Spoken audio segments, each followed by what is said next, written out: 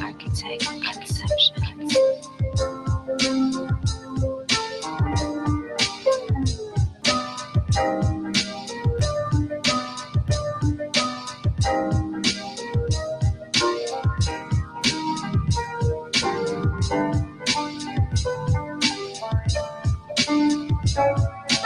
Architect conceptions.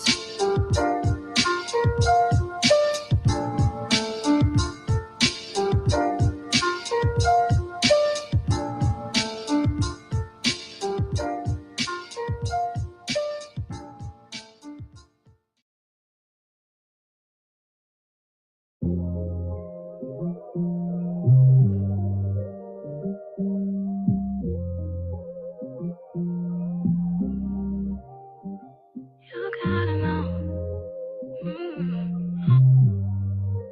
all in the way you think.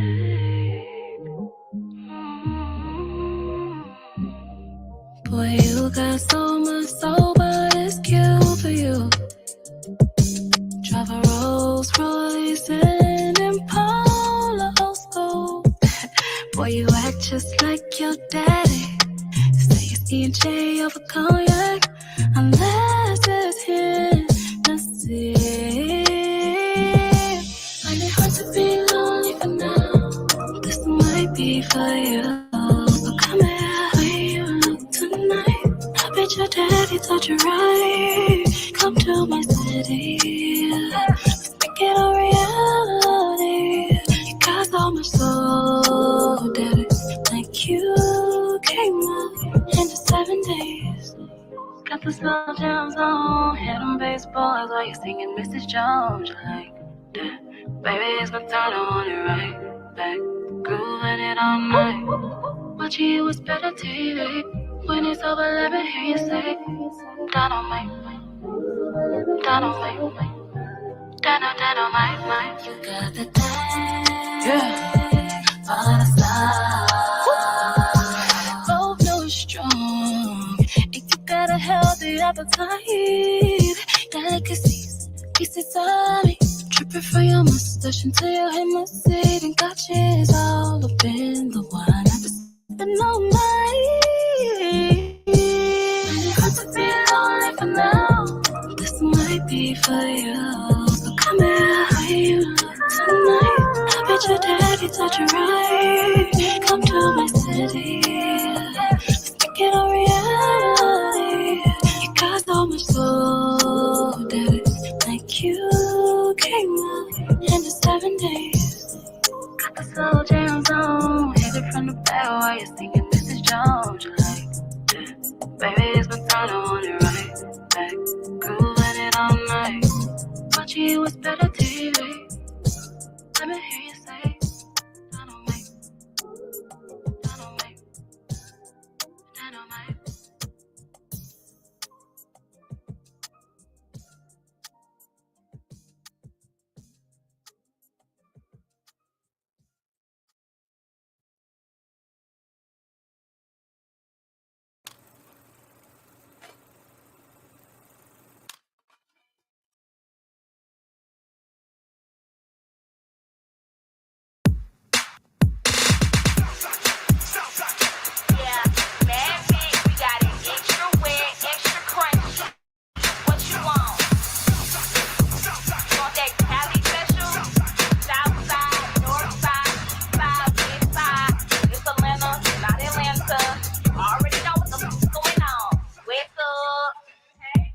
You're almost home, I've been waiting. Oh, got me waiting. I've been waiting for you, darling. Come away, yeah, my girl. Bet my chance on you. One chance, one chance, one chance. Oh yeah, come here, shooting through. I wish you'd come and chase. I'm in your head when I say your name. Oh, yeah. Siren, golden siren.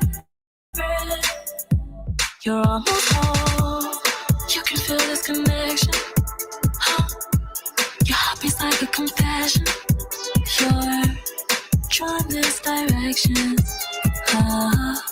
Come and play, come and play. Let my chance on you. One chance, one chance, one chance. Oh yeah, come here, shooting through. I wish you come and trace on your head. When I say your name, oh yeah.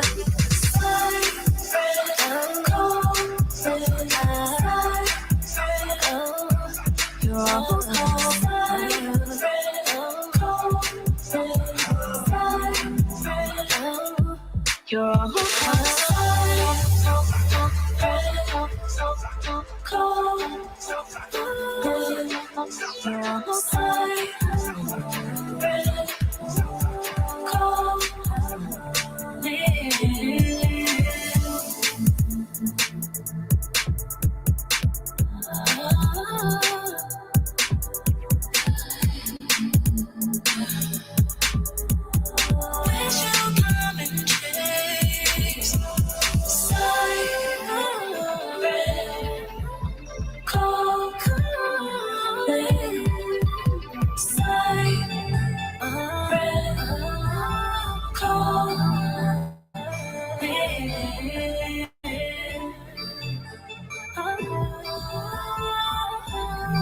Check it out. Let me talk to you. Wham, wham, all fine like wine, but sweet like yam. Hey, Miss Lady, excuse me, ma'am. Pardon, that's just who I am. Fly like Delta, pop like Seltzer.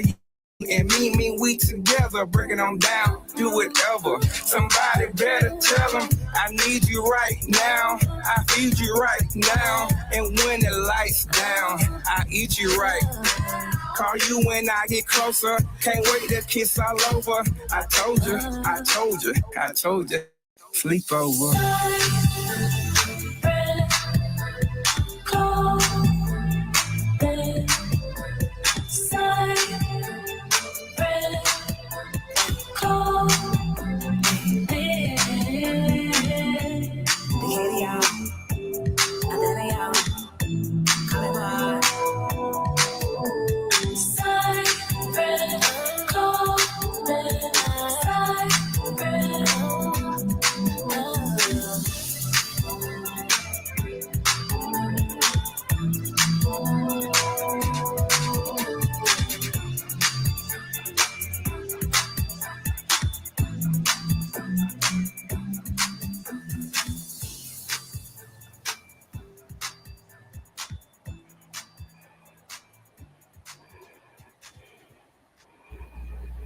Hey everyone, we are live here for another dope episode of Let's Get Activated podcast. This is episode number 186. We're streaming live right now on YouTube and Facebook.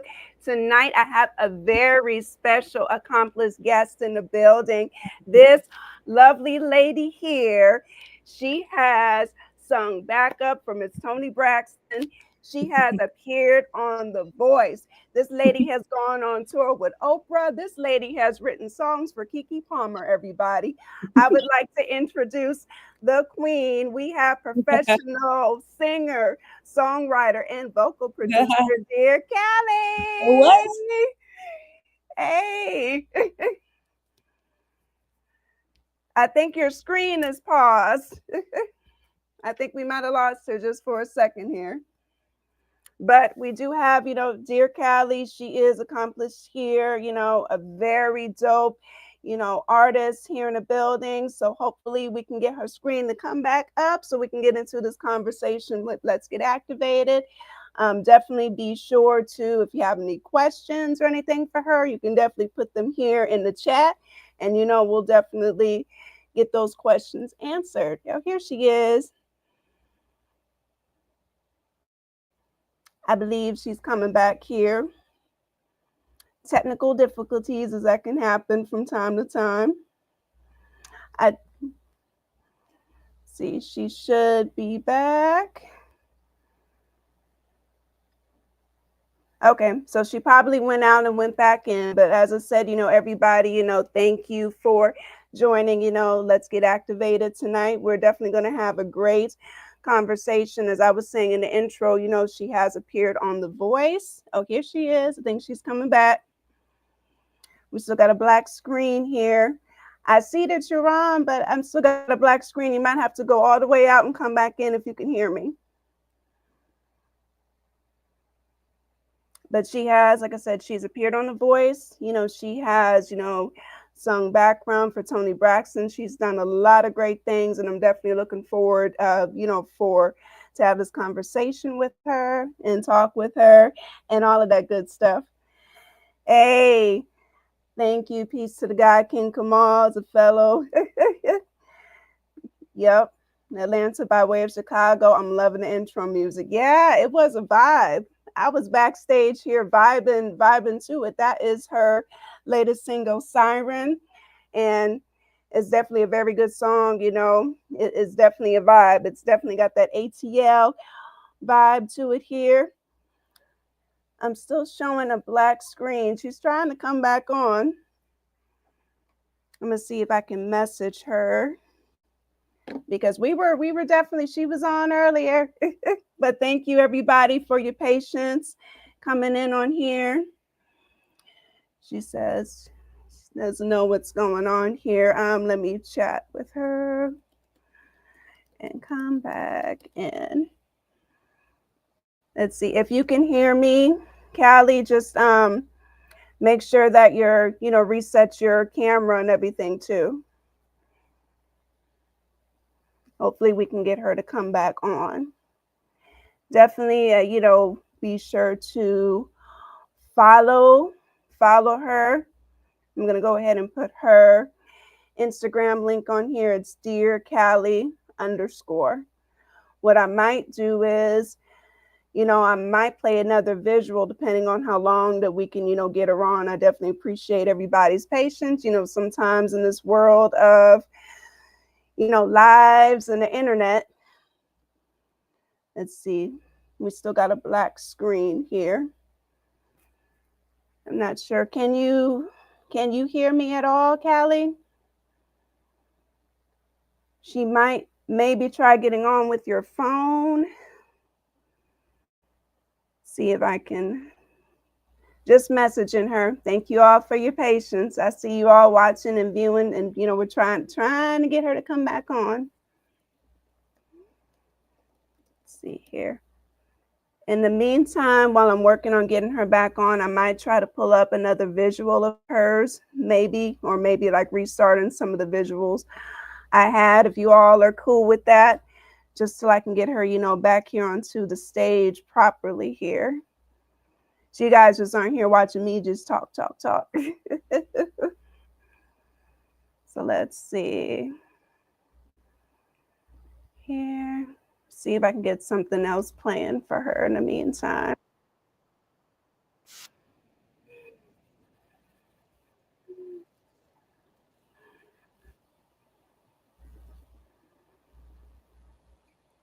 Let's see.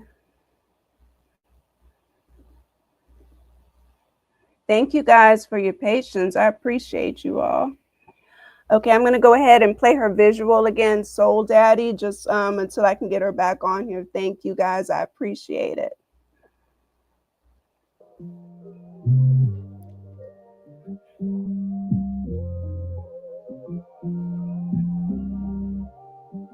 You gotta know, all in the way you think.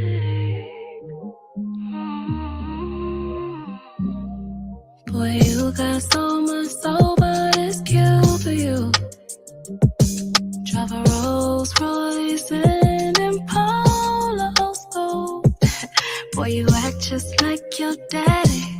Say you C&J over cognac, unless it's Hennessy. Really hard to be lonely for now. This might be for you, but come here, the way you look tonight. I bet your daddy taught you right. Come to my city, let's make it a reality. You got so much soul, daddy, like you came up into 7 days. Got got the slow jams on. Hit them bass boys while you're singing Mrs. Jones. You like that? Baby, it's my turn, I want it right back. Grooving it all night. Watching you is better TV. When it's over, let me hear you say, down on my, down on my, down on my. You got the thing, yeah, all the style.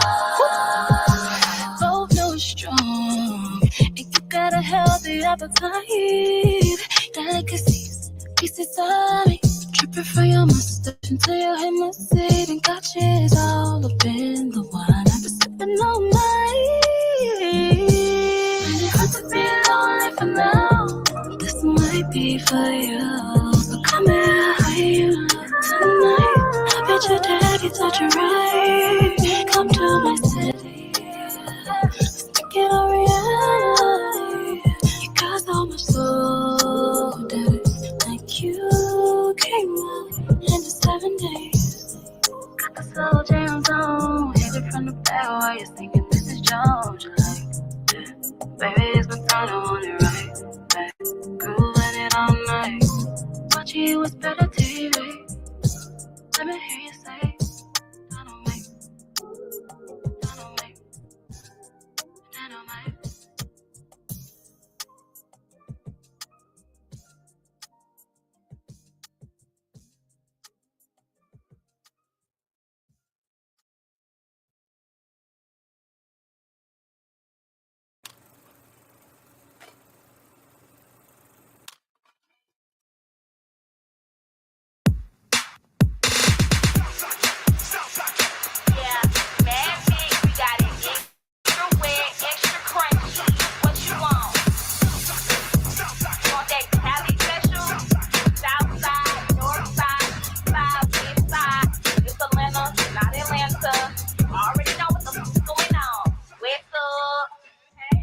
You're almost home, I've been waiting. Oh, got me waiting. I've been waiting for you, darling. Come away, yeah, my girl. Bad matches on you. Watch it. Oh, yeah. Come here, shooting through. I wish you'd come and chase. I'm in your head when I say your name. Oh, yeah. Siren, calling, siren. You're almost home. You can feel this connection. Your heart beats like a confession. You're drawn this direction. Come and play. That much is on you. Watch it. Oh yeah. Come here, shooting through. I wish you'd come and chase. I'm in your head when I say your name. Oh, yeah. Siren, calling, siren, oh, you're almost home. Siren, calling, siren, oh, you're almost home.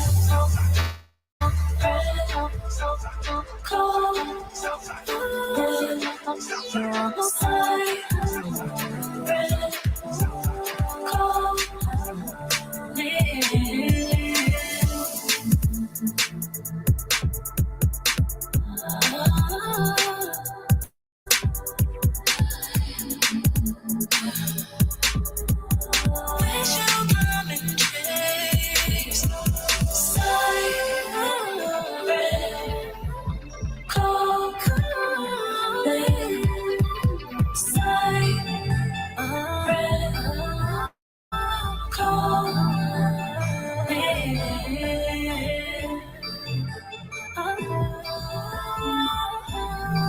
Check it out.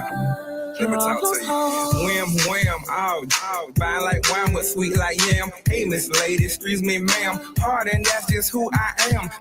like Delta, pop like seltzer. You and me, we together, breaking on down, do whatever. Somebody better tell them I need you right now. I feed you right now, and when the lights down, I eat you right. Call you when I get closer. Can't wait to kiss all over. I told you, I told you, I told you. Sleep over.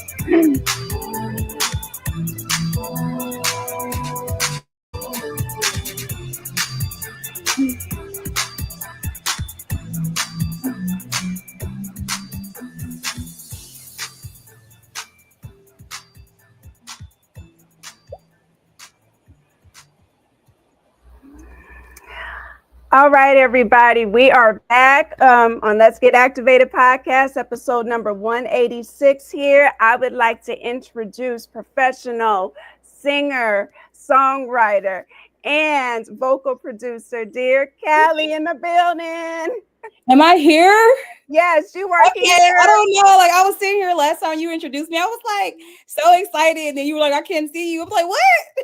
I don't know what's going on. Yeah, it's like it's like it froze, and then I couldn't see you anymore, and then it disappeared. So, but you know, you're here. I was on time, y'all. I was on time. I have no idea what happened. She was on time. You know, everybody's here. I'll be late. I was on time. I'm sitting here ready. I was like, I love the intro and everything. I was like, oh, you know what I'm saying? It's just always so amazing to hear your introduction. But I apologize. I don't know what happened. So what I did was I went ahead and got it on my phone as well, just in case. Yes. But I'm more than happy to be here. More than happy to be here. Thank you for sharing and streaming my, the music, the intro and everything. So thanks a lot. Excited to be here, Same. Oh, you're welcome. I'm honored to have you here, Callie. You know that, hey, look, they got to, watch the visuals a couple of times. Right. Keep me entertained.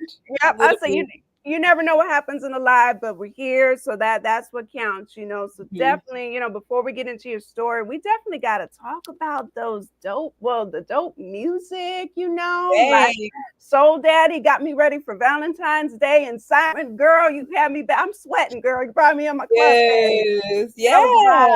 So yeah, talk about those. Yeah, well, I think Soul Daddy was the first one you played. It's so interesting with that one because I don't know how old Soul Daddy is at this point, but it was inspired by just like my father, actually, because my dad loves, like, he's one of those guys, like, growing up, my dad had like a Cadillac, like my dad's always been like a smooth guy, and so he loves like the 70s and like the 80s music, and like I've always kind of been drawn to men that are kind of more so soulful and like into like R&B, and the inspiration behind it was just really my father and like my upbringing. Even the record itself, if you really listen closely, it's inspired by, it's a Bobby Womack. If you think you're lonely now, wait until tonight, girl. So my hook, find it hard to be lonely for now. Like I kind of wrote it. I had to finesse it, but it was with the obvious remnants and to pay homage to like those kind of records back in the day. So, I love me a guy who's real soulful. And I spoke about my dad. He always drank what is the alcohol he used to drink? The brown liquor, but it's not the cognac. It's the cognacs. My dad loves cognac, so I just kind of spoke about like the cognacs, and it's just a Bobby song. It was one of those songs I didn't expect to really grab traction, but it did. Like it's one of my top songs on Spotify, and people reach out to me all the time about that song. So grateful for that. It's one of my favorites for sure. I was nervous to shoot that video, I will say, because I always kind of, I don't know, I've always been I don't know, more like sensual person naturally, but to actually do a video like that and have a guy like all over me, I was like, oh my God, my parents got to see this. But you know, I was like, I'm gonna do it, I'm gonna do it, I'm gonna do it, you know. So yep, that was Soul Daddy. And then Siren is a record that I wrote that I didn't really know was supposed to be for me really as a songwriter. I do a lot of records and I always practice song surrogacy where I don't get attached to records. So it just so happened that my best friend and I were working on some sync records in the studio, my home studio here. And one day I just was not in the best of spirits to create. And I was working on something else, but then my best friend was like, hey, like my friends who he had been working with, they really want to work with you. And, you know, he's like, they have this track they want you to get on. I was like, okay, just send it to me. So he sent the record while I was in the middle of a whole other studio session was up. He sent me that record and I went from not inspired to write to instantly like, I was like, oh, like, you know, like, okay, like I was immediately inspired to write Siren. Now, the version you just played is an ATL bass version. I'm from Atlanta, so ATL bass is very popular. Well, you know, I grew up here in ATL bass, and it's almost like the Freaknik era. So, yes. What happened was when we wrote the first version of that song that I didn't know was for me, the producers ended up loving it, and it just became like what they wanted to release as a single off of there, because they do EDM music, house EDM, like they did like a whole house EDM album, and my song ended up making it on their album, but they wanted to release a separate version as well. So we did like our own little dope EP that we're still pushing and figuring out which direction to go. But Siren, we have an EDM version and we have an ATL bass version as well. So yeah, I'm really grateful for those producers. There's some of the producers, shout out Clayco, Magic Monroe, TK. I've been searching for like those type of producers for so long because, you know, being in the industry, you work with a lot of people, but sonically what I've always been looking for, I've found in them. So I'm really excited about, you know, my collaborations with them, and we're doing some other records, writing for some other artists and stuff like that together. And I'm just really excited about what became from Siren, because originally I just thought I was writing another song for whoever it was supposed to go to. And then it just became like my next single really. So that's a bit of that. It made my day. Like you really took me back like to when music made you feel good, you know, like even like King Kamal says, you know, I'm from the Freaknik era too. It gave me that ghost town DJ vibe, you know. I was trying to see the comments, but yeah, like exactly that was inspiration. And even to piggyback on that point, when I sent the first, you know, EDM version to the guys, I had no idea. We didn't discuss doing an ATL bass version. It just so happened that Clayco, who is from Atlanta as well, he heard the original version and he basically like took the stems from it, and he said he had like heard like this ATL bass version in his head, so he created that version just around my vocals. So he's super phenomenal in the way that he just came up with that, and he had no idea I was from Atlanta or anything. And I heard it, I was like, oh, this is exactly what I've been looking for forever. Like, how did you know this? You know nothing about me, and you like created a whole track that is so fitting to me. So yeah, like Siren has been a beautiful experience, you know.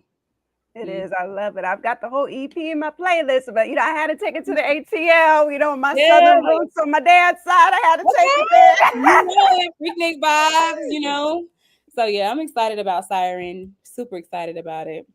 Definitely. Well, you have done, you know, so much. I know, like, you know, some people, I know in the beginning I was saying, but I want to give you, you know, your flowers again, because you have done so many amazing things and still are, you know, you've been on The Voice. I peeped that. Yeah.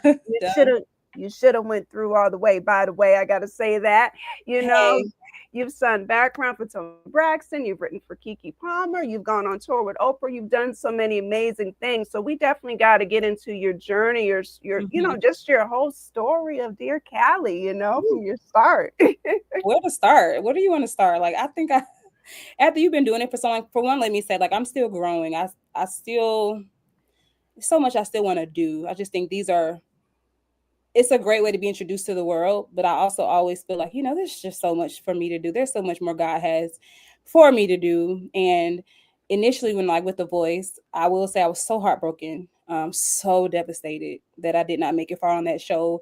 Woo!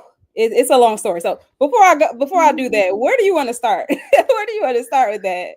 Hey, we're gonna go into your whole journey wherever you're comfortable, from the beginning all the way up to now, King Kamal even says your journey and your music is dope. Thank you. I have no idea where to start because I've been doing it for so long. So I guess, like I was telling you in the pre-conversation, Mm-hmm. um, I started out as an artist, and I mean, I'm still an artist, but being an artist has been like the gateway for me to tap into like songwriting and vocal producing and all those things. It was the true gateway because if I wasn't an artist and I didn't have like all the hiccups with not knowing how to record music, and it was just so much I knew I didn't know. Like I knew I was performing and I loved everything about performing, but I just knew deep down that there were so many things about the music industry behind the scenes that I had no idea about. And there was a part of me that just really wanted to become better at that. I was like, it's something I'm missing here. I didn't go to school for this. I just have a natural gift. I need to learn behind the scenes. So that's when I began teaching myself how to record music. I really started taking it seriously. Like I didn't go to school for it at all. I just fumbled my way through it. YouTube University, did all that, invested my last money into like getting home studio equipment so I could just become better.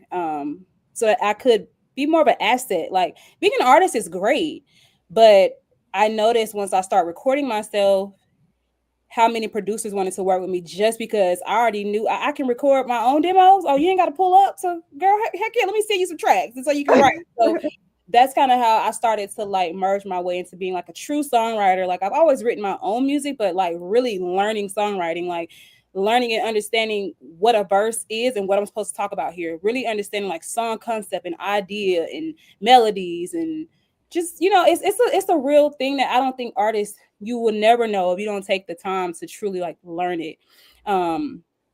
Alex, he's one of the first people I worked with professionally. He always told me every artist should know how to record themselves. You don't have to know everything. You don't have to know everything, but you should at least know how to press the record button, how to edit, be able to communicate. Hey, can you turn on my reverb here? Can you EQ me like this? Can you take that delay? Like, still being able to communicate your needs. And so that's why I started to teach myself the recording process. And throughout that process of fumbling all over the place, I just became kind of really good at just vocal producing and understanding my voice, understanding dynamics, understanding delivery, blah, blah, blah, blah, blah, blah, blah. So that became like, that's my true brand, Dear Callie, the singer songwriter. Like my name is more fitting now than it ever was before because I genuinely see myself as that. Like I enjoy helping other artists creatively. I may be an artist myself, but I'm one of those artists who like outside of that, like I really do like to help people grow and elevate and become better artistically. So yeah, that's kind of like the gist of where I am now with everything. But to dissect how certain opportunities may have happened, like The Voice, for example, I got that opportunity back in 2019. I used to do these things called 1-minute covers on Instagram. And so this was right before Reels. This was before 2020, so 2019, 2018 actually was when they discovered me. I was just posting covers on Instagram from the Tina Marie to I did this cover called, Jodeci, freaking me. Freaking you. You got freaking you. I did that cover. My dad chewed me out. He did not like that I did that cover, but that was the very cover that it was apparently one of the scouts from The Voice. They found me on Instagram, and it was so crazy. I had just got back home from a trip to LA for this writing conference, and I was depressed as hell. Oop, can I cuss? I don't know. Yes, you can. This is a free space. You go, girl. I was super depressed from that conference because I don't know. It just mentally, I was in a horrible place. Artistically, I was feeling unbalanced. Like, oh, I'm a writer, but I'm also an artist. Like I was feeling unappreciated in certain ways. Like it was just, the conference didn't go the best for me. So I came home very depressed. So I remember just being on my phone, literally like this. I'm just scrolling. And I kept getting notifications from Instagram. And it was this lady, she kept like liking my videos. And then she was commenting. And then she DM'd me. I just kept flicking it away, And then finally she sent me an email and she was like, hey, this is, let's just say Sabrina. This is Sabrina from, The Voice. I mean, we cast for NBC The Voice, seeing if you're interested in, doing it. And when I saw it, I was like, no, I'm not doing that. No way, no Jose. Like, I'm good, wasn't mentally in a good place to do that. Then my mom, I told her about it, and she was like, what? Like, of course you should do it. Why would you not do it? I was like, I'm not trying to do no talent show, like no talent competition. Like, I know what gift God gave me. But after I talked to my mom and she kind of convinced me to go through with it, because I did American Idol when I was like 16, didn't make it past the first round. So I was definitely not interested in doing this. But it was a different process because they scouted me, so I got to come in to a private audition to do my auditions for The Voice. So I went through like 4 auditions behind the scenes, psychic evaluations, all kind of stuff, and finally made it on the show, and praying my whole way through it because I was so nervous, like, to do a TV show. I'd never been on TV ever. Didn't know the first thing about that in real time. So Right. I finally did, because they still consider you a cast member, even though it's like reality show, they still consider you a cast member. So once I got cast for the show, we had to go out to LA for some months to prepare. So even when I did the blind audition, I was out there for a while, just preparing for that moment. And I was very confident. So when I did not make it far, I was devastated because that day of audition, it was just, that auditioning day was so hectic. Like, if I could really get into it, people have no idea. Like, unless you experience show business in real time, it is crazy. I had felt so prepared up until that moment, just for the day of, for it to be chaotic. It was chaos. I didn't get a chance to warm up, speak to my vocal coach, nothing. They just literally threw me out there, and I crumbled. I did not perform the best, I can admit. But it just goes to show that I was not ready. So that, when it happened, I was devastated, and I asked God, like, why would you have me do this? Like, I know you put me on this platform to do this. How could you embarrass me like this? Like, I was just so heartbroken. Like, if you would have saw me in that hotel room, my mom and my aunt were with me, I was in shambles, heartbroken, because I was like, this is finally my break, and this doesn't happen for me. Like, I was just so heartbroken. And now I look back and I go, wow, God, like, I see why you did that. I see now everything that I'm doing now. I wouldn't be inspired to do it had I not had that big devastation publicly in front of millions of people. Like, because they still aired me. There's a lot of people who do audition, but they still do not air. So I was one of the 12 out of like 48 people that they still actually aired. So at first I was like excited about it, but then I was just like embarrassed. Like, wow, like, they still aired me. And of course I don't get to see the footage until everybody else is watching. But either way, I look back and I go, I see now why God had me go through that. All of my experiences have really made me into the artist that I am. I have a brand called Singer Lifestyle that I just created. Well, been molding for over a year. We've been thriving and doing our thing, but I wouldn't have been inspired to help other singers and create a platform for singers through Singer Lifestyle because of what the things that I know. Like, everything I've experienced has truly, I don't know, just help me be able to have the voice that I have now. I wouldn't know, okay, you need to make sure in those circumstances that you have a nebulizer, you have certain teas, you have this or that. Like, had I not gone through that, I wouldn't have known that this is how I mitigate those issues or whatever. So I'm no longer really like in shambles about what happened. It's more so like it was necessary to happen for me to become the dear Callie that I am now, to be able to inspire and help other people through my journey. Hope, praying that they don't have to experience what I did, being the coach or the mentor that I never had. So yeah, girl, it's been a lot. But I look up and I'm very, very happy with, all of it, because I wouldn't be who I am without it. So yeah, there's no reason to be embarrassed about it. Hey, that's something on the resume. How many people can say I've been on The Voice? I mean, come on now. Come on. Like, let's go. You made me cry too when, watching it, when you were, talking, the beginning. Oh yeah. I was like, why'd you do that? Why'd you do that? That's another thing too. Like I said, show business. You have your producers, and I'm not gonna speak down on my producers or anything. Like I said, they didn't do anything wrong to me, but you do learn. They're gonna play up certain parts of your story. Right. Like, that wasn't nearly the main topic, but the way they edit it, they're gonna make it seem, oh, she's just, she struggled so much and Mhm. finally here, you know, and I get it, but you know, there was my story was so much, it was a developing story, and even in that, like they were supposed to come back to Atlanta, and I was working at Quick Trip at the time. Mhm. They were supposed to come film me at work, and you know, all that kind of stuff, all that kind of stuff. But you know, it's just a part of them being able to like to get the viewer to like buy into you and all of that. Right. So yeah, but I appreciate it, and my story now is even more organic than that little piece that they threw out there. It's like if they really knew the real story behind my journey, my God. Really, really is. But you know, but after that, girl, you kept just elevating, Yeah, elevating, elevating, you know? yeah. I will say, I think that was another thing God showed me. Like I said, at first I was so devastated. Sorry, my dog is okay. I No, was, like I said, devastated that I didn't make it far. But then it's like immediately after I aired, everybody around me who already knew what I was doing, they start offering me all kind of opportunities just yeah. because I made it on that show. So that's kind of not necessarily how I got the Tony Braxton opportunity, but all of that happened around the same time. Some of my great mentors, AP, and Abe, I work with them a lot, and randomly I ran into them in LA when I was rehearsing for The Voice, and they were there rehearsing with Tony Braxton. It was so crazy because while we were at the hotel, Mhm. because we stayed at the hotel for, you know, they sequester you when you're doing The Voice. You can't go nowhere, y'all, nowhere. So while I was there, I remember I was getting ready to leave out when my producers or whoever come to pick you up. I don't remember their name. They're like the assistants. They come and pick you up or whatever.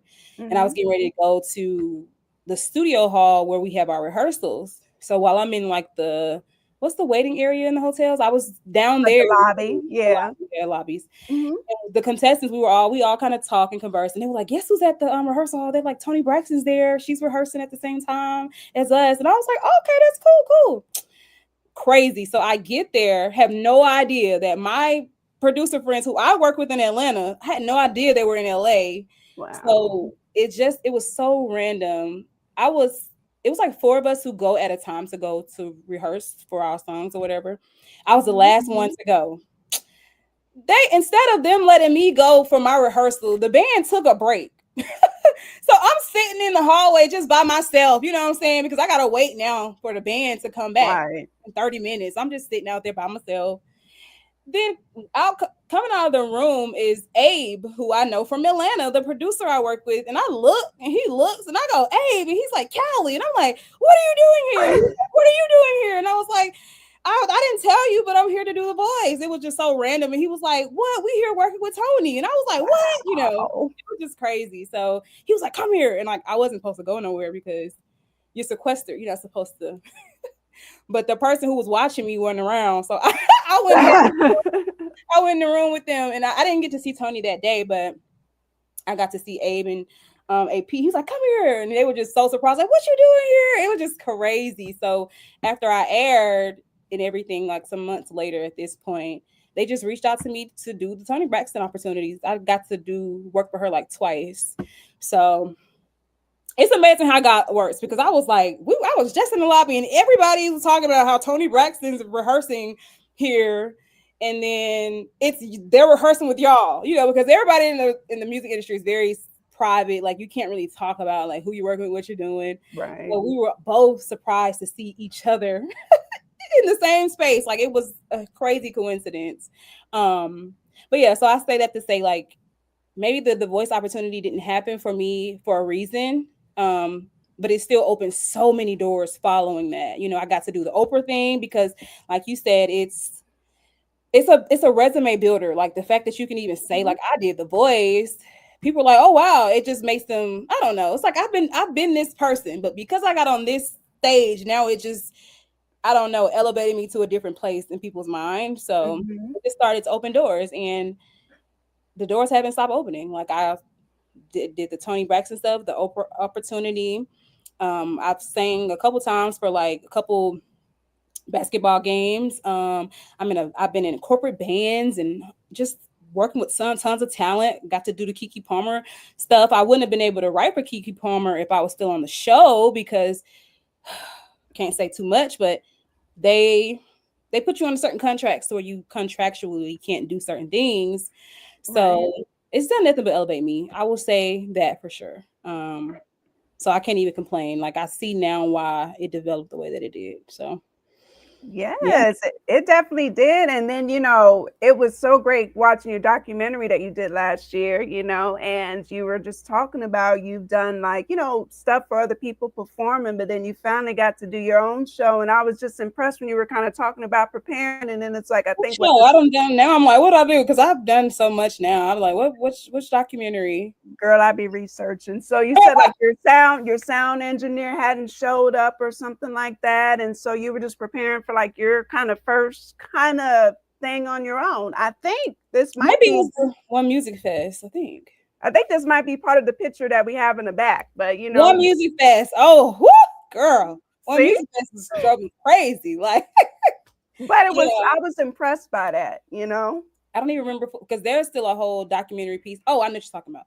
Mhm. There's still a full, like I want to drop it as episodes because we had like a lot going on behind the scenes for me to get to that stage. So speaking of One Music Fest, randomly, they do this thing. I'm pretty sure you see it sometime where there's an opportunity that happens, and so people will start like say it's like, hey, looking for an artist to do XYZ. So a lot of my friends and everybody were being like tagged in this certain opportunity for Lotus Rosary. They were running a contest to be able to perform at One Music Fest. And again, I don't really do the contest thing, but like all of my music companions or several of my music companions kept like tagging me in it, sharing it with me. And I was like, okay, whatever, I'll do it. So I just started posting it to my family and friends and my followers. And the more tags you kind of got in the post, the higher chance you got to like be chosen as a person to, I guess, like kind of go through like a competition. So through that, I was randomly and I was shockingly couldn't believe it happened. So many people were like being tagged to be a part of this opportunity. Then they DM me and were like, hey, like you've been selected. I was like, what? Not me? Okay. So I was like top 4. And then you had to kind of compete. They did it like on the stories on Instagram where they have like, say it would be me and you. We'd be going against each other and you have to get a certain amount of votes. And then they had the other 2 people who would be on another story and they would have to get a certain amount of votes. And then from there, whoever would win, those 2 from each story would come together and they got to compete. So that's how it happened. And my best friend, shout out Magic, I love him so dearly. He was in the fields for me. Like he's an extrovert. I'm an introvert. So he was out in the fields with all his friends, getting me so many votes, in person. And I was at home in my DMs. I was everybody follow me, got a text. I was like, hey, vote for me, please vote for me, da da da da da. So it something ended up happening. I don't know, it was like a glitch or something that ended up happening. Willie Hen, shout out to Willie Hen. We became friends after this competition. He ended up winning, but they end up DMing me and saying like the votes were so close that they wanted to give it to both of us. So I was like, hey, I'll take it, So that's how I ended up doing on One Music Fest, which was crazy insane to prepare for. It was the biggest stage I've ever performed on as a solo artist. Out here in Atlanta. I don't know if you know what One Music Fest is, but it's almost like it's almost like Coachella, but here in Atlanta. So they give independent artists an opportunity to hit the stage as well. So that's kind of how I got One Music Fest. It was crazy. I was stressed. I had dancers. I mean, I'm used to having my team, but to go through those rehearsals for months and just to be prepared, get my costume made, it was a beautiful experience, but it was a lot. But like I said, it's another resume builder. Super grateful that I got to get on that stage, and I'll do it a million times again. Totally. So many people supported me getting on that stage, voted for me, and I just didn't want to disappoint anybody. I was like, we here now. Like you didn't do the competition, girl. You thought it was a game. Now you gotta really come through. So it was still a great experience. I was ready. I was ready for that moment because I've been performing every weekend. Like I said, I'm in a corporate band as well, so we perform all the time. So I'm very used to performing and having to like get dressed in the bathroom if I got to. Like I'm so accustomed to the process, but it's different doing it on your own and preparing like a whole show. It went from me having a 25-minute set to like the week of the show handlers calling and saying, hey, your time has been extended to 45 minutes. I was like, whose time? Like, that's crazy. So it was definitely like one of those things that's challenging, but I was prepared. I was ready. I wasn't ready for the voice, but I was ready for One Music Fest. I knew what to do. Yes, she was ready. It's a lot. It's a lot for an artist, to be prepared and to go through. Oh, I think we got the pause again. But I think we're on pause again, but it's okay. I still see people tapping in. If you guys have questions for, dear Callie, please, put them here in the chat. It looks like she's frozen again, but I think she's prepared her phone. So either way, we'll get her back on quicker if need be. I'm going to put her handles up here too as well. You can follow her at Dear Callie _. And then she also has another page at Singers Lifestyle _ as well that you guys can follow. She does like a lot of kind of things, giving artists education and such. Let's see here. Yep, lost her again. I think she's going to come back on her phone though. So if you have any questions, please, drop them here in the comments. We're going to get her back. We will definitely get her back. It's definitely been a dope conversation with her. It's been dope having, y'all be patient, listening and watching us, chat it up. Let's see here. Does she have music out on all streaming platforms? King Kamal, as far as I know, I have her on iTunes, so Apple iTunes. I know she's got Spotify. Oh, here she is. On my phone now. She's back. She back. She on her phone. This is real ghetto, but we good. We good. We good. We good. yo, I don't know what's going on. Let me see. We I'm good. on my phone now, so I'm just trying to see if I should hold it a certain way to. You can if you want to make it horizontal where you have a full screen, you can. Do I press camera? No, I don't press camera. Do I? No, you can just turn. You can turn the phone. Okay, I'm just gonna hold it here. There we go. We gonna make it do what it do. So yeah. King Kamal had a quick question because I was like, well, if you guys have questions as she comes back, pile them on. So he wanted to know about your music. Is it on all streaming platforms? Oh yeah. It's everywhere. Definitely on all streaming platforms. Yeah, all streaming platforms, YouTube, Spotify, Instagram. I'm sorry, not Instagram, iTunes. Yep, Yeah. all that good stuff. Uh-oh. Yeah. Anywhere where you feel comfortable, holding it or propping it, we're good. We're here. Do this. I have this to put it here. My other thing here. Yeah, we're all good. Look, we are activated, so that's a Technical difficulties. I don't know what's going on. I wonder if it's my Wi-Fi connection or something. It's all good though. We got you. That's the main thing. We here. Okay, there we go. We're definitely here. All right. So so we were talking about I was talking about the preparedness of you being prepared and everything, which is a great thing. Yeah. Mm-hmm. Yeah, I mean, with the show business, one thing about it is you can think you're so prepared and then you're still not as prepared because you don't really know until you kind of are doing it a lot of the times. Right. You don't really know what comes with any of this. It's all trial and error. Like I say all the time, you can't necessarily go to school to learn how to make it in show business or entertainment business. You can go for certain things like being, I don't know, learning music theories and all those things, but a lot of it is very much so like trial and error the whole way. But I don't regret it. I love what I do, and I know why God put me here, so I'm not, I'm not tripping about it at all. Definitely. And you kind of touched on it a little bit earlier, but I know you had started at Singer Lifestyle, which I love, Thank so you. yeah. My So what baby. made you kind of start that? Right. So I for a while already like found it very important for singers to like singer lifestyle is a very real thing. Like we live and exist very differently. Just musicians in general, but my personal experience is being a singer, right? So with singer lifestyle, um I just at first started to use it in my content, like just the hashtag, but eventually I started working on products for singers specifically, like singer tees and just all kind of different resources that I want to get out to singers, right? So that's kind of what happened. I just wanted to have a place to establish a community for singers. So the purpose of Singer Lifestyle is to help get resources out to singers who are looking for work. Like I said, tees and all kind of like just different apparels and everything that we're building that are for singers specifically. So the model behind it and the purpose behind it is to build community, a place where singers can kind of come who are looking for work, just to create community in general. It's one of those things that's like a marathon, not a sprint deal. I have a great business partner that I'm working with. Shout out to Tiffany.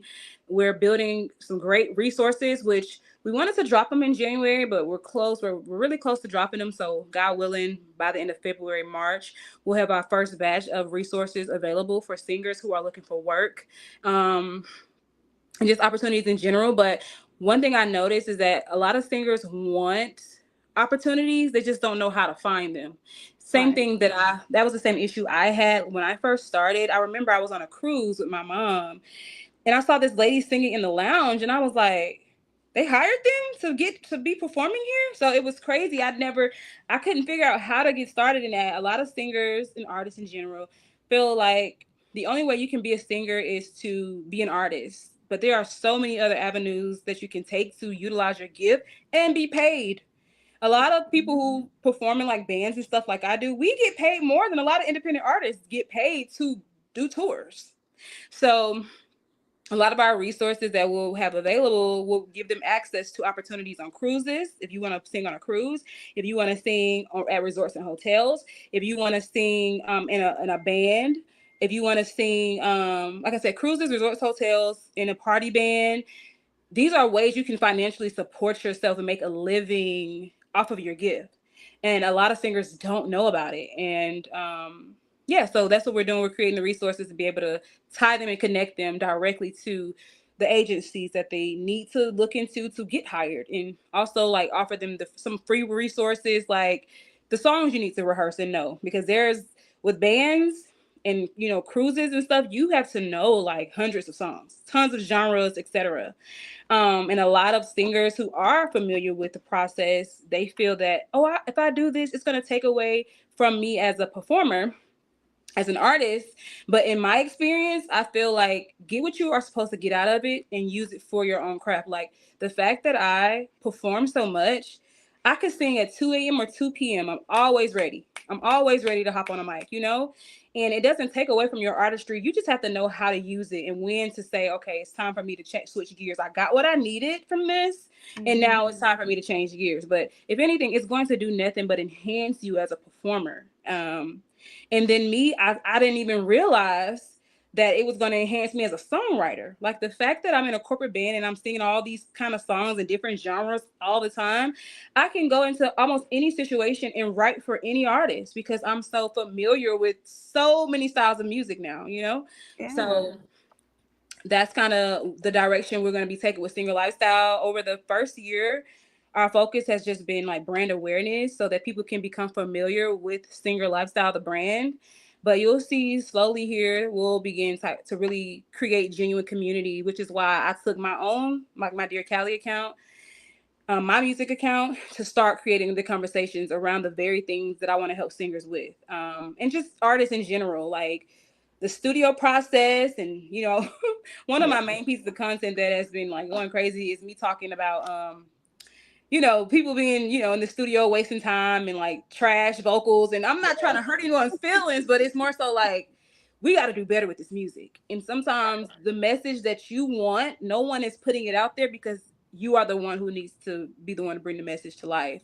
So that has been kind of helping, my Dear CALLIE brand is going to tie into the Singer Lifestyle brand for those reasons, so that we can genuinely start creating great music again, and also help singers, like I said, who want work in this industry, but they don't know how to find it. So that is the purpose behind Singer Lifestyle. I'm really excited about it. I'm really excited about helping others to, begin their careers and stuff. So I think that's a beautiful thing, a beautiful way, to give back, and that's also just going to grow your network as well. You know what I mean? Right. Yeah. And King Kamal had a great question too. He says, "Do you feel like all anxiety is gone when caught off guard with unexpected, wonderful music opportunities?" Do you feel all anxiety is gone when caught off guard? With unexpected, wonderful music opportunities. Like, do I feel anxiety toward that? Or Well, like caught off? let's see. So I guess so when it's unexpected, like, do you feel at this point that the anxiety is gone? That you're like Oh maybe no yeah. longer Okay. caught off Okay. Okay. guard by Okay. it? Hmm. In some ways, but I still feel like if I don't get nervous, then something is wrong. Like even doing this podcast, I'm still naturally nervous. I don't think all anxiety is gone, no, but I think I'll learn how to channel it and to trust myself. I think a lot of my past anxiety has been confidence, and now I feel confident. It's like, what are you afraid of? Like, what, and I think because I've had so many experiences where things have gone wrong, literally almost every gig I do for corporate gigs, like weddings and stuff, everyone is so different that it's like, I'm just prepared. I'm like, okay, the sound went out. Like, I just think the more experience you get, the more confidence you get. Even if you are nervous, you just kind of learn ways to like mitigate and navigate through those things. You still get nervous, but you're still confident. So you still know how to handle it. So yeah, I think I would say yes. Like yes and no. Yes, the anxiety over my nerves because before I didn't feel as confident. So I'd be like, oh my Right. God, what to do? But now I'm more calm in that. I'm like, no, I'm sure of myself here. I know how to handle this. It doesn't mean that I don't get nervous. I still get nervous because I still want to do a great job. I really care about the art. I care about music. I care about people having a good time. I always say that even as artists, we still have a job, and our job is to kind of bring harmony to the world through our gift. People, when I'm performing on stages and artists are performing on stages, people are spending their hard earned extra money just to come out and have a good time. It would be selfish of me, the performer, to, if I'm having a bad day, for me to now give them a bad show. Like, that's selfish. Like, I may not feel like performing tonight, but I'm gonna fake it, because people they want to have a good time. They working their jobs. Most people hate their doggone jobs. So it would be a disservice of me and the gift that God gave me and my responsibility as an artist, as a creative musician, to cheat them. So yeah.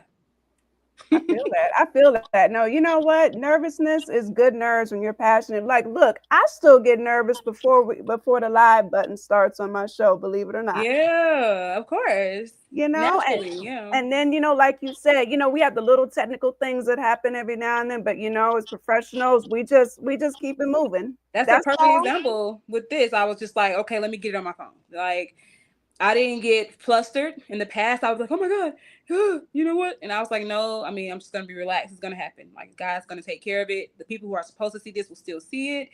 That's all I can do. Like, I don't have control over Wi-Fi. I don't know what's going on, but all I can do is just trust that it's going to work out. There's no point in me stressing myself out over something that I cannot control. That's right. That's So, right. And we here. we here. We we, here. we're here and activated. So what's next for you as far as for the rest of this year? Like what do you have up and coming?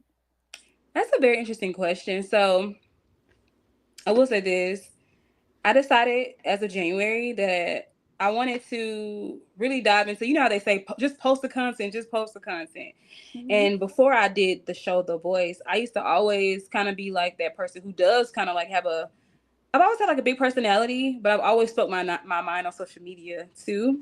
But once I did the show, I went through this phase with the show where I can't really give too many details, but they kind of like sweep your social media, right? So, I had like probably 300 plus pages of things that they said I had to take down to be on the Wow. show. So because of that, like, it started to make me feel like I couldn't have certain conversations online or whatever. So this year I was like, enough of that. I was like, I want to genuinely start having the conversations I had before and just follow my heart and kind of give the free game or whatever that just to kind of like, I wanted to take a shift with my own content for my Dear Callie page or whatever.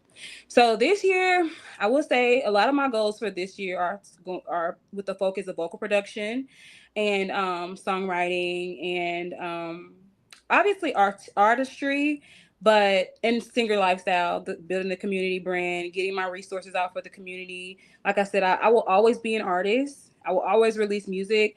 Um, Currently, right now, I'm working on projects for a couple artists, and my goal is to get projects out on them, help them start their career. Not even just that, because some artists are already kind of like doing their thing that I'm working with, but I really want to get some more solid placements this year. Um, and that's kind of, in a way, can take away from your own artistry, people think, but I feel like I'm okay with that. I have done a lot, and I'm still going to continue to release music. Like, I'm considering releasing an EP this year. Mm-hmm. But outside of that, my main focus is genuinely helping others. Like, I really want to help other artists with their vocal production. That's a big thing, a huge area of improvement that I notice the more I work in different spaces with artists. Just like the true purpose behind vocal production. People don't even know that I go into studio sessions and they'll have, stragglers in the room, and they're like, "What are you here for?" I'm like, "Oh, I'm here to vocal produce." They're like, "What's that?" I'm like, "Why are you here if you don't know what that is?" Right. But a lot of artists struggle with that in that space, and I'm really enjoying having the conversation surrounding like the behind the scenes in the music. I look at my career as more so now like that mogul in a way, where it's like, my friends have said like you're like the Martha Stewart of singers, and that could be a good or bad thing depending on who says it. But I think it's a positive thing. Basically saying like, I care about vocal care and the kind of music we're putting out into the world. I care about the entire creative process and song creation and just all of it. So this year, that is more so my focus, helping others. That is number one, genuinely creating community, helping singers get opportunities. God willing, I'll be able to have a launch event this year for Singer Lifestyle. Even if it's small, I just want to create a physical place where we can kind of come together. So those are the main two things: my vocal production and my songwriting opportunities, and Singer Lifestyle. And if an EP of mine drops in there somewhere, I'm cool. Hey. I'm going to be doing music for the rest of my life, so I'm not in a rush anymore as to how that happens for me. I love that. I love because you were kind of talking about that earlier on Instagram today about patience, taking time.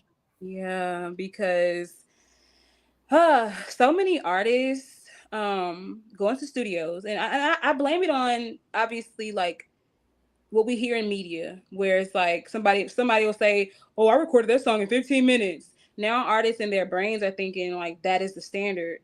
Now everybody can't be Whitney Houston, but even Whitney Houston has taken hours to record songs. But she's also had a song where she did record it in like 15 minutes. I think it was Baby Tonight. I don't know, but she has recorded a song that she recorded pretty swiftly. But at the end of the day, you can't rush the process, and I noticed that a lot. I work with artists where they'll book like 6 hours, and then I'll be like, "So what is your expectation?" Me coming in as a vocal producer, I like to like prep my artists, and I like to have conversations with them, like to just see like where they are, what kind of music they're trying to get done for that session. We talk through it, and then they're like, "Oh, I want to get like 6 songs done," and I'll say, "Oh, how many hours did you book?" And they're like, "Oh, I did 6 hours," and I'll never tell them that that's impossible, because if Whitney Houston could do it, it is possible, but oftentimes they're not fully executing. Like when you go in and a lot of it is you're coming in here to record the song, but you're not even ready for this session. It takes a lot to genuinely like lock into a song. Anybody can get on the microphone and just be like la la la and like cut the record. It's a 3-minute song and they feel like, oh, I did it. When they work with me, sometimes I feel like I scare them because they think it's a different process than it genuinely is. And I'm like, no, I'm not going to lie to you. You paid me to be here. So I want to be honest with you and just let you know, like, I'm not here to downplay anything that you're doing in this moment, but you booked me for a reason. You want me to be your genuine coach in this moment. I'm letting you know that's not it. That's not it. And it's not that we can't get there, but I really want you to relax. How do you feel in that booth? How's the mic? Is it warm? Do you need more reverb? How did you feel about that take? I think we could get it stronger. I'm gonna keep that one. Let's cut this part. Let's keep that. Okay, you know what I'm saying? Like I encourage you, but I'm also gonna be honest in the process. A lot of artists are really great. They just are rushing. I'm noticing that. They're good at what they're doing, but they're not dissecting and locking in on the song or the song message. It's like you see lyrics, you're reading it. I ain't feel nothing you just saying, not a word. Mm. It could sound good. A lot of artists sound good. You know, I haven't, by God's grace, I haven't necessarily worked with someone who just sound bad. But Right. it's bigger than how you sound. It's how you make the listener feel.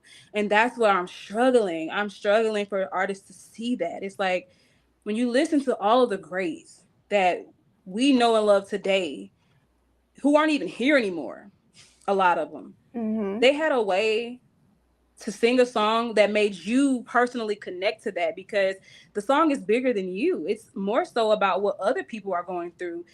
It's music business. If you genuinely want to sell a record, you have to make them want the song. It's with any product. This brush, there was a reason I wanted this brush. Okay, it's gonna get my hair straight. You know what I'm saying? It's the same with music. How are you gonna get that listener to buy into you artistically? Because you have a great voice. It's a million people who got a great voice. I mean, I can Mm-hmm. go to church tomorrow and hear tons of great singers. Yeah. But it's different when you record a record, and that's another point. It's different when you record a record than when you sing live. That's something else I want to make sure I make clear. I'm not Right. saying that you can't be this big belter, beautiful voice. What I'm saying is when you're recording a song, there's a different approach and a different purpose behind how you connect to the song to get listeners to buy into it at all. Any great song we love, you go and listen to it, and if it became a song that was your Mm-hmm. favorite, there was a reason it became your favorite song, you know? Yeah. And that's what artists are missing. Like they sound good. It's heavy on the this sounds good, but I don't feel it. It sounds good. Exactly. It's polished, it's auto-tuned, it's pitch corrected, it's got the perfect filters, it's got the perfect compression. You got the best microphone, but that doesn't mean I'm gonna feel it. That does not mean, and Exactly. only the artist can tap into that. No engineer, no vocal producer, no songwriter, no one can make you feel the song. No one can sell the emotion but you. The artist still has a job to do. Right. And I just noticed that's the thing. And when I work with my clients and they get in the studio with me, especially the first time they get in there with me, they be looking like, wow, like I didn't know what I was doing all this time. And it's an eye-opening thing when they work with me at first.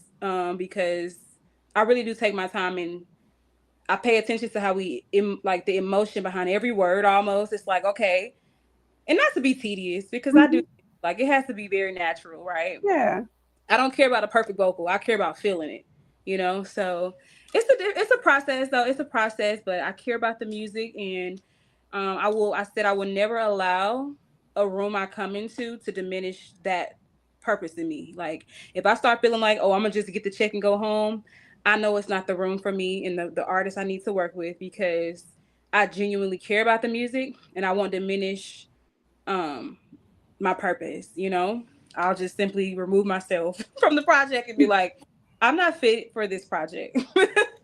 So I yeah. love that. I love that because it don't always be about the bag. I agree with you. I gotta feel it too, I whatever I'm got to. working on. I'm not gonna force it. No, I believe in being great. I'll never, as an artist myself, I know how vulnerable it is to be an artist. So I would never want to make an artist feel as if like I'm shitting on them. No, I care and I want you to give your best. Like I want you to be your best. You know, we could cut a song, cool, but are we gonna feel it? This? It's not gonna. It's gonna get you only but so far. You know, your voice is gonna only get you but so far. I'm telling you. So yeah, Exactly. that's where I'm at with a lot of things this year, you know, especially with my content and the messaging behind what I'm doing. Like, it's just time for me to, you know, like I said, this year I wanted to genuinely step into that space and be genuinely, honestly myself within the process, you know. So I'm excited. I'm excited about this year. I'm excited too. I'm excited. I mean, I've already been, tapped in, but I'm just excited for more. Yeah, because I mean, you work with artists as well, so I already know that the content that I create probably will resonate a lot, and I just genuinely hope that it helps. I'm sorry, I genuinely pray that it helps others. Like I don't sometimes you have to kind of say things in a way to get people to hear you. Like, that song is trash. Like, you got to say it like that, because if you just kind of like, maybe your song, like, no, they're not going to hear it. You have to kind of like say it in a certain way for artists specifically to like hear you. Mhm. But not necessarily meaning it like trash, but just, I just noticed with my content what they need to hear, and I'm very grateful for all the messages, anybody that's ever like written me and just said, thank you for this message. Thank you for saying this. I've been telling my artists for years, they don't listen. And, sometimes it takes someone else to say it for artists to finally hear it, someone outside of like their circle to say the same thing you've been preaching for so long. So I just accept the responsibility, that comes with it. So yeah. I get that authenticity and that honesty, which we need more of that in this industry. So I'm Oh right yeah. with you, you know, definitely right Yeah. with you. And so to book with you, is it through like your website, Hmm. dearcallie.com? Yep, I have all of my services that I'm offering right now. I'm not doing any songwriting services because I'm working with some private clients, and songwriting takes a lot of brain power. Um, but what I am doing is vocal production with slight writing. So if you have a song that is in any working stage and you need help with the song, I can help you virtually. I can come to your sessions as well.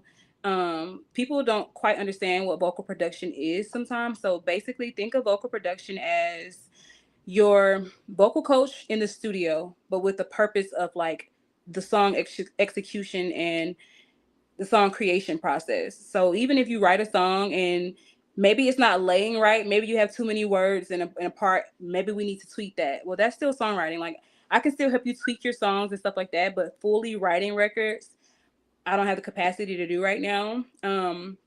That's one side of vocal production. And also song enhancement.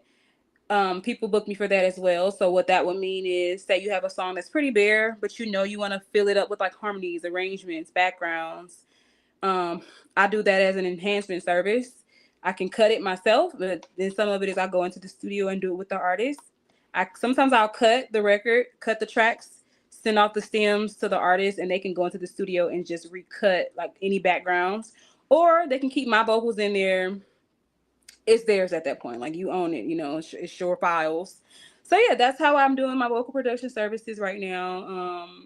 For artists, that's the main service I'm offering right now, because there's just a huge need for it. Huge need for it. And I'm really grateful for all the new inquiries. And like I said, everybody that's DM'd me, or, just what if my message is resonating with them and they're responding to it and just saying, oh, thank you for it. Like, I'm really grateful for those things. It genuinely keeps me encouraged.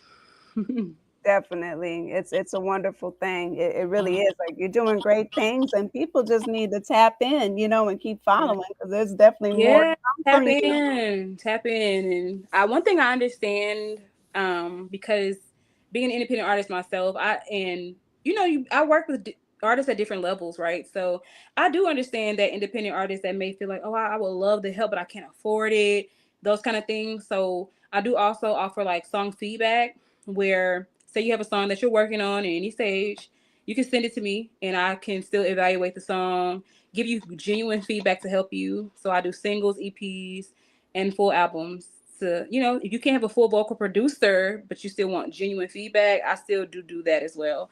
Because I understand being independent, it's very pricey. Even the conversation I was having today about like studio time and how book more studio time so that you can allow time for like taking breaks and coming out of that booth and all of that.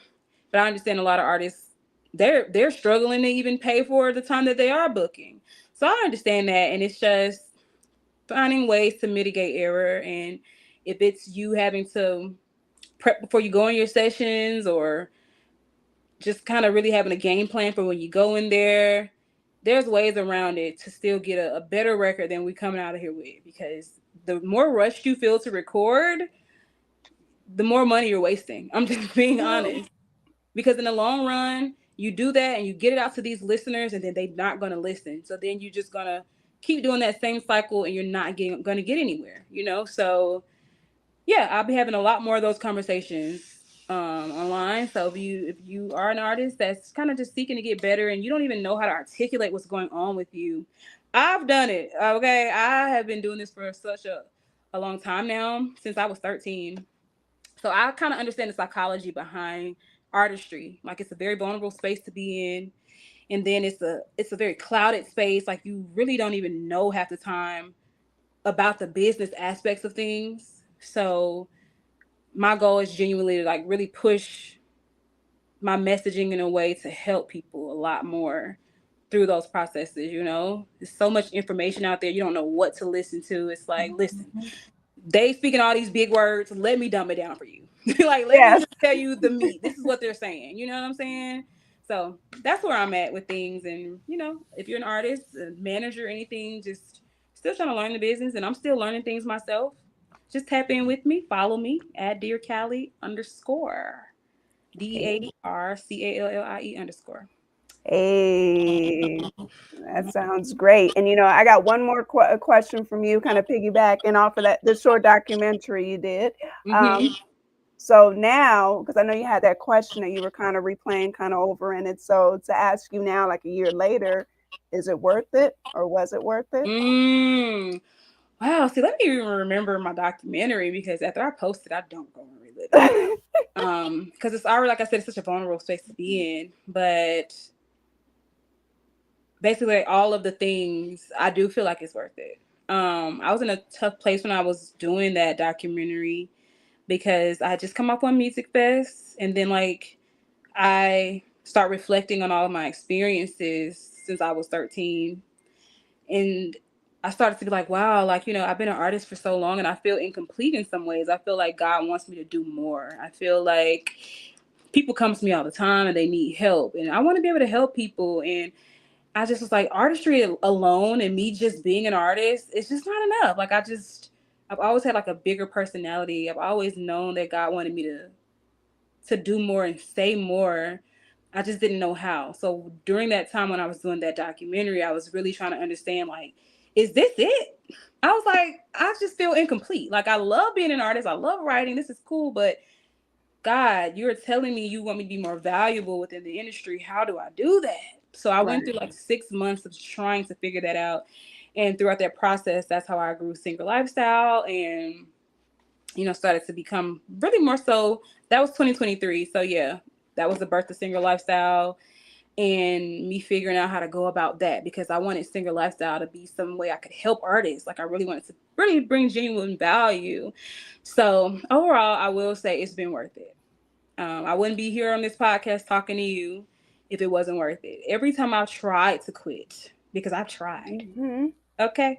Every time I've tried, God reels me back in. I could be in the bed and just something made me get up and just be like, let me go record this doggone song. Like, I really Yep. love it. Genuinely, if I wouldn't be an artist, if I wouldn't be a music creator, I have no idea what I would be doing with my life. That's why my bio, I have music nerd, because Mm-hmm. outside of just singing, it's like, this is who I am. Like, I could sit and talk about music all day. Um, it's who God made me, and so I would never not be being an artist. God has had a lot of conversations with me this year just about artistry and how He wants it to be an ageless thing. Like, He no longer wants it to be about, oh, it's a young people's game. No, there's something. If you're a 45-year-old, there's something that your story can tell another 45-year-old that somebody in their 20s cannot. There's a story, like I was telling my mom, because she was in a group when I was younger. So she was really one of the first people I got to see in real time, like, be an artist and just like, kind of like rehearsing and all that kind of stuff. And I tell her now that there's someone like even her age. My mom just, does she want me to tell her age? I don't know. But even someone 50 plus, right? There's Mm-hmm. a story that it would be beautiful for another 50+ year old to see someone like my mom, who's after she's had children, to go for their dream. That'll be so inspiring to see someone do that. And my mom has went through like her own weight loss journey and all that. She's no longer, my mom has always been a mom. So now she can really live for herself. Even if the songs don't go super far, it's inspiring to see someone say, the dream I had so long ago, now I can live it, even though I'm 50. Yeah. There's a story my mom can tell to another 50-year-old that I can't tell. There's a whole journey within that she can put in the music that'll inspire someone else. Like, music is ageless. If a baby can sing it, music is timeless. It doesn't matter. So that's just how I really view music now, and where I want to take it. So yeah, I do believe all of it's worth it. It's the gift God gave me. It's the main gift He gave me, and I'm going to use it until I can't use it no more. Hey, I know that's right. Yeah. It's a beautiful gift, that you have. Thank It you. really is. You're Thank you welcome. so much. Thank you so much. You're so welcome. Well, this was a wonderful, conversation with you, Callie. Yeah. Let's get activated. Thank you through all the technical difficulties, but I'm happy that it worked itself out for sure. It definitely did. It worked itself out. This was definitely wonderful. I'll continue to be tapped in. We got the viewers that are going to be tapping in. And, we got one more to close it out with. We have Bang Bang. Do you want to talk about that a little bit? Oh, yes. It's crazy. Bang Bang is the baby of a lot of it. It was released kind of almost last, because I haven't released a lot of music in the past year, but Bang Bang I recorded with, shout out Benny Rogers. He actually is an amazing drummer and producer. He plays for Blackpink. I'm not sure if you guys know who Blackpink is, but they're a huge K-pop band. He's their drummer, and he's amazing. We produced that record together. Well, he produced it, but I wrote to it, and it was a back and forth for a while getting that record together. And it was the very first video I ever shot, but it was the last video I released. So it was a journey getting that done. We didn't have any idea what we were doing shooting that video. Shout out to Lola Scott Art. She is an amazing photographer, but she's working her way into doing videography and cinematography as well. She's amazing. She shot that video. That was her first video and my first video. Wow. So it took a long time to get it out. I even had to reshoot some scenes almost 2 years later, to where some of the people were telling me, like, you just need to not drop the video. It's too late. I was like, I'm dropping this video. Okay. We worked hard. It's coming out. I don't care. But yeah, I love Bang Bang. We worked so hard on it. It's one of my favorite records as well. It's my baby record. So I hope you guys enjoy it. I love the production on this. Like, woo, it's one of my favorites. It's like one of my official records, Love it. Shout out to everybody that was a part of that whole process, from, my male lead to my best friend who helped me vocal produce it, to Benny who produced it, Lola who did the video, my cousins and everybody who just were a part of us living it out. Shout out to the HBUC. They actually let me shoot that video for free because it was my first video. So God really, he opened some doors for me to get that done. He really did. So yeah. Hope you guys enjoy Bang Bang. Bang Bang. Hey, it's a special closeout track, It's again, I want to thank you again for blessing the stage on Let's Get Activated. You're always welcome back too. Thank you so much. I'd love to come back. Hopefully next time we won't have technical difficulties. Right. We'll be all good, but hey, we're still activated. It still is a great show. You know what I mean? Yeah. Mm-hmm. Yeah. So definitely. Thank you so much for having me, Sunmay. I love what you're doing. I must say that. Being another Black woman in the industry and going for what you're doing, you've been so consistent. Like, I've been watching, and I know how hard it can be to be consistent alone. And you're gonna continue to do great things. I see it. You definitely have the face of someone who's gonna be great doing what they're doing. So thank you. I so appreciate it. It means a lot. And likewise, Queen. Thank you so much. So I look forward to connecting more. And thanks to everybody that tuned in. Definitely. Thank you for everybody tuning in. And we're literally going out with a bang, with Bang Bang. Hey, let's go.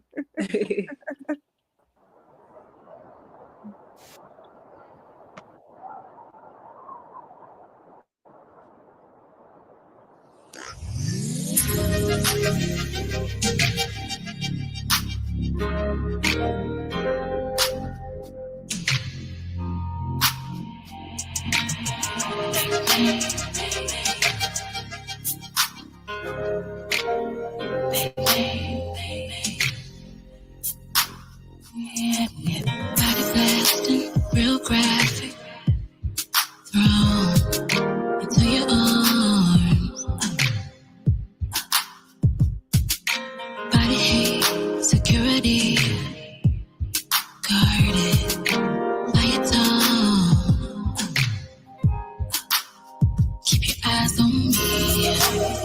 Take it off safety. Until it's empty. Bang, bang. Lock the door and bring your affection. Aim it in the right direction. Weapons are all drawn. Bang, bang. Bang, bang. Bang, bang. Bang, bang.